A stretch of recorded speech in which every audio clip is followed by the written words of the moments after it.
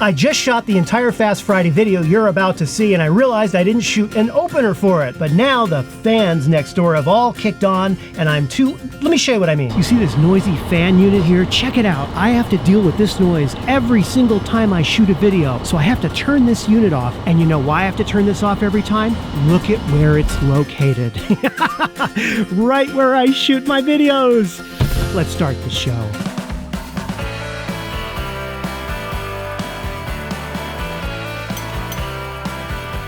Hi everyone, welcome to Pal to Tech. Today we'll be looking at OIS that's built into Fujifilm lenses versus IBIS that's built into the camera. Now when shooting video, it is obviously very important to have stable footage. A number of tools are there to help you get those smooth shots. You could use a gimbal or a glide cam.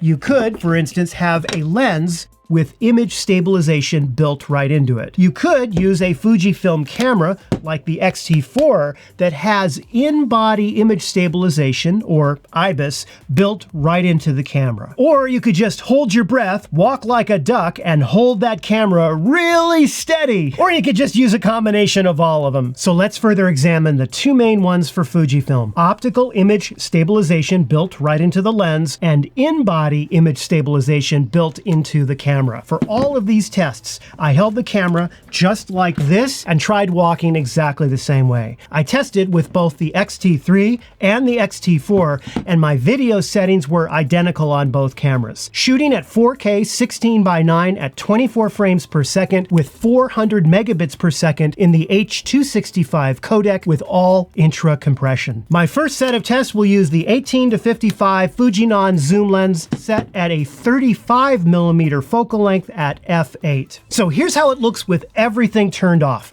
OIS off, IBIS off. Look at how shaky it looks.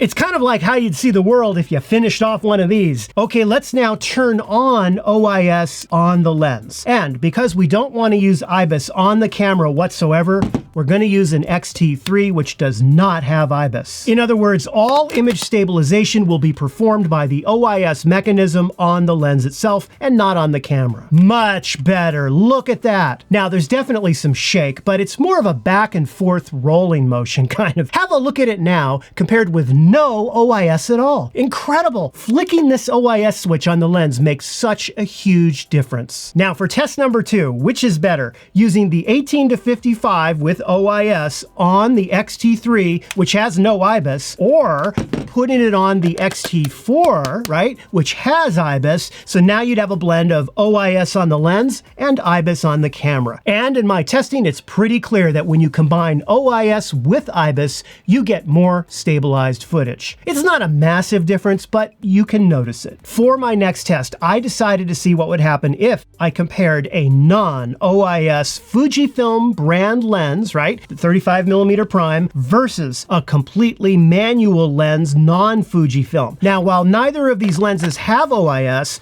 both of these lenses will rely on the X-T4's IBIS mechanism. So the question is, will the camera do a better job with stabilization if it knows that a Fujifilm lens is attached to it? Remember that because of the electrical contacts at the bottom of Fujifilm lenses actually talk to the camera while it's on the camera. The camera knows it has a Fujifilm lens attached to it. But does it make a difference? Putting them on the X-T4 with IBIS, I get about the same performance. And it doesn't matter whether you're using a Fujifilm brand or a non-Fujifilm brand lens if neither have OIS. For my last test, I want to see which is more stable. Using an OIS lens like the 18-55 on a non-IBIS camera like the X-T3, or using an all-manual third-party lens with no OIS on the X-T4, which has IBIS. Have a look. For my rather unscientific tests, I found the footage with IBIS to be more stable than OIS,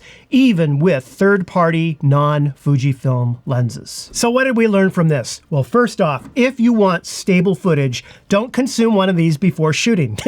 Important tip, both OIS and IBIS are a pretty big deal when it comes to shooting video. Secondly, IBIS overall does a better job of stabilizing the footage than OIS, at least with 18-55mm zoom lenses. And even with third-party manual lenses on an X-T4 using IBIS, I found that that did a better job, the IBIS, than just using OIS on even Fujifilm brand lenses on a non-IBIS camera such as the X-T3. Again, for video footage stabilization. And fourth, if you combine OIS on the lens with IBIS on the camera, right? You put an 18-55 on an X-T4 that has IBIS versus, say, putting it on an X-T3 that doesn't, you will generally get more stabilized footage from the combination of both of those. No big surprise there. It's not a massive difference, but it is noticeable. Lastly, with regard to non-OIS lenses, Fuji doesn't seem to give preferential treatment to its own brand of lenses.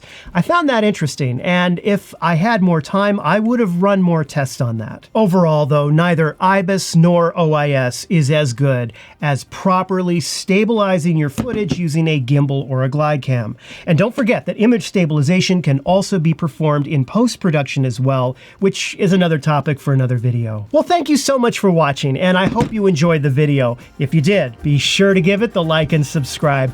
I am going to be signing off now. Have a wonderful weekend, and I will see all of you in another video next week. Take care.